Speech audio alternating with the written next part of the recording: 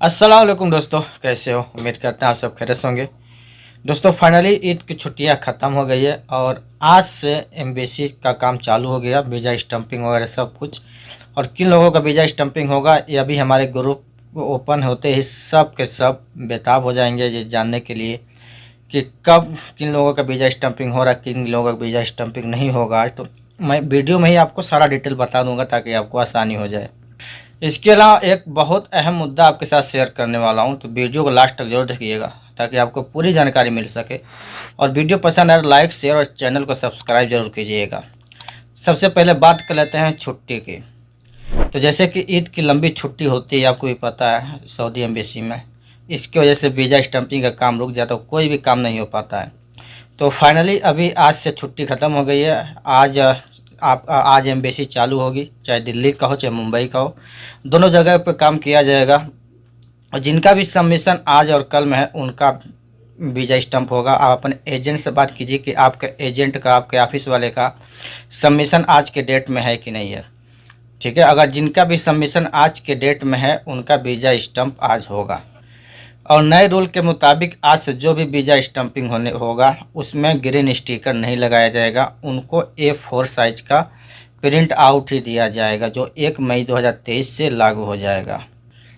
और देखने वाली बात यह है कि आज क्या सबका वीज़ा स्टम्पिंग होता है, यानी जैसे कि कंपनियों का भी, मौससों का भी, क्योंकि कंपनी और मौससों का वीज़ा पहले स्टम्पिंग हो रहा था, कोई इशू नहीं आ रहा था। बस जो इशू आ रहा था कपिल के वीज़ा पे, यानी ड्राइवर के, आमिर मंजलिक के और भी जितने भी कपिल के वीज़ा के नाम के वीज़ा आते उसमें इशू आ रहा थोड़ा बहुत। तो देखना यह है कि आज शाम तक क्लियर मालूम चल जाएगा कि क्योंकि किसी का ड्राइवर का भी वीज़ा स्टम्प हुआ है आज की नहीं हुआ है। अगर जिनको भी जो भी लोग हमारे ग्रुप में हैं, अगर उनमें से किसी का भी ड्राइवर का वीज़ा स्टम्प हुआ है या जो ये वीडियो देख रहे हैं स्टम्प हुआ है आपका आज या कल में हो जाए, तो फिर हमें कमेंट जरूर कीजिएगा कि हाँ हमारा ड्राइवर का वीज़ा स्टम्प हो गया, ताकि और लोगों तक की जानकारी पहुंच सके कि हाँ वीज़ा स्टम्पिंग हो रहा है कि नहीं हो रहा है। ठीक है भाई। और मैं आपको एक मुद्दे बात करता हूँ जिसकी वजह से मैं अपने ग्रुप से 2-3 मेंबर को रिमूव कर दिया, हटा दिया। बात यह है कि कितनी सैलरी पे सऊदी अरब काम करने के लिए जाना चाहिए लोगों को। ठीक है ना। तो इस चीज़ बताने से पहले मैं आप लोगों को बता दूं, जो लोग सऊदी अरब जान रहे हैं और ये सोच कर जा रहे हैं कि मैं जाते ही पैसे कमाने लगूंगा, जाते ही मैं लाखों रुपए कमाने लगूंगा, बहुत ज़्यादा पैसा कमाऊंगा, तो वो ये सोच कर बिल्कुल भी ना जाए। क्योंकि सऊदी में जाने के पहले जो भी जाएगा भाई कम सैलरी में ही जाता है। जाते ही आपको तुरंत अच्छा सैलरी नहीं मिलता है।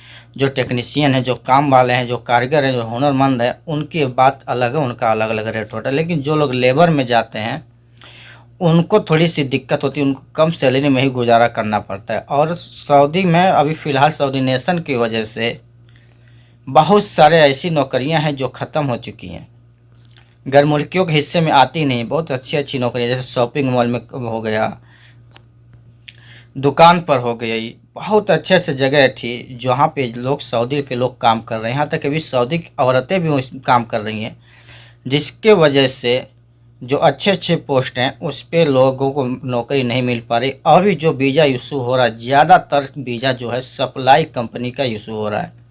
जो डायरेक्ट कंपनी का वीज़ा इशू हो रहा है हेल्परों का, लेबरों का, बहुत कम क्वालिटी में हो रहा है, क्योंकि वो लोग सप्लाई कंपनियों से ही हायर कर लेते हैं। उनको आसान होता है क्योंकि उनको वीज़ा का खर्चा नहीं करना पड़ता है। इसीलिए ज़्यादातर सप्लाई कंपनियां ही सऊदी अरब में हैं जो वीज़ा इशू कर रही हैं लेबरों के लिए, और उनमें वो लोग सैलरी देती हैं वही 1000-1200 रियाल। ठीक है, इससे ज़्यादा सैलरी लेबरों को नहीं मिल पा रही है। इसका मेन वजह मैं आपको पहले बता चुका हूँ, सऊदीनाइजेशन। मेन वजह यही है कि लेबरों को सैलरी बहुत कम मिली है सऊदी अरब में अभी। अगर आप डायरेक्ट कंपनी में जाएंगे तो उसमें आपको 1200-1300 सैलरी तो मिलेगी, लेकिन सप्लाई में 1000-1200 इससे ज़्यादा का सैलरी नहीं मिल पा रहा। जिसमें से बहुत सारी कंपनियां जो है सप्लाई की बहुत अच्छी भी हैं, और जिस बहुत सारी कंपनियां ऐसी हैं जो बहुत ख़राब हैं, जो जिनमें जाना भी नहीं चाहिए। और जो अच्छी से कंपनियाँ हैं उसमें जाइए, कोई दिक्कत नहीं है। पता कीजिए कि भाई ये सप्लाई कंपनी अच्छी है या ख़राब है, क्योंकि बहुत सारी ऐसी कंपनियाँ जो अच्छी भी हैं। अब सवाल यही होता है कि कितनी सैलरी में आपको सऊदी अरब जाना चाहिए। मैं बात कर रहा हूँ लेबरों की, जिनको कुछ काम नहीं मालूम, जो मेहनत मजदूरी करते हैं। तो वो लोग खुद अंदाज़ा लगा लें कि इंडिया में वो कितना रुपए कमाते हैं। क्या वो इंडिया में 15,000 20,000 हर महीने कम बचत कर सकते हैं कि नहीं। अगर जो भी लेबर में क्या काम करते हैं, जिनको कुछ हुनर मालूम नहीं है, अगर वो इंडिया में 15 से 20,000 तक सेव कर रहे हैं, हर महीने सेविंग है उनकी, सारा खर्चे निकाल के 15 से 20,000 सेविंग कर रहे हैं, बचा रहे हैं पैसे, तो वो लोग सऊदी अरब 1,000-1,200 की सैलरी में ना आए तो बेहतर है। क्योंकि वो लोग यहाँ पे भी उतना ही बचा पाएंगे जितना वो लोग इंडिया में बचाते थे। लेकिन फ़र्क ये पड़ जाता है कि यहाँ पे 15,000 ही अगर आप बचा रहे हो सऊदी अरब में, तो इंडिया के मुकाबले बहुत अच्छा हो जाता है।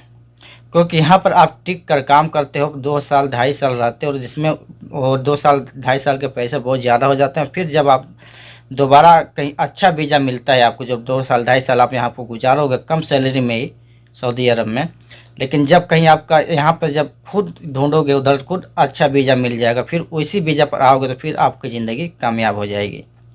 ये बात हो जाती है 1,000-1,200 की सैलरी में। लेकिन अगर आप कुछ नहीं बचा पा रहे हैं इंडिया में, तो बेहतर यही है कि आप 1,000-1,200 की नौकरी करने सऊदी अरब ही आ जाए। कोई अच्छा सा कंपनी देखकर, सप्लाई कंपनी ही हो, बहुत अच्छी कंपनियाँ सप्लाई, ठीक है, उसमें आ जाए। वहाँ आने के बाद आप काम करें, कुछ दिन, साल 2 साल गुजारें, और एक अच्छा सा वीज़ा लेकर अपने इंडिया वापस फाइनल एग्जिट पर जाकर फिर दोबारा नए वीज़ा पर आएँ, उस वीज़ा पर।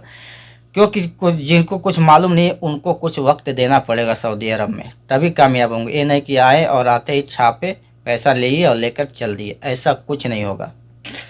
क्योंकि मेरे ग्रुप में 2-3 लोग ऐसे थे जिनको 1,000-1,200 की नौकरी अच्छी नहीं लग रही थी। वो इसलिए क्योंकि वो लोग पुराने थे, उनको सऊदी में बहुत ज़्यादा दिन हो गया, उनकी सैलरी अच्छी खासी थी। तो भाई आपको अच्छी खासी सैलरी मिल रही थी, इसका मतलब ये नहीं कि दूसरे को भी सैलरी उतना ही मिले। अभी के हिसाब से सैलरी बहुत कम है सऊदी अरब में, बहुत कम सैलरी मिल रही लेबरों की, कारीगरों की नहीं। जिनको जो हुनरमंद है उनके तो अलग बात, उनकी सैलरी है ज़्यादा, कोई दिक्कत नहीं है। लेकिन जो लेबर की बात कर रहा हूँ मैं उनकी, क्योंकि इंडिया में भी लेबर करके, आर्मी की लेबरी करके कितना कमा लेगा।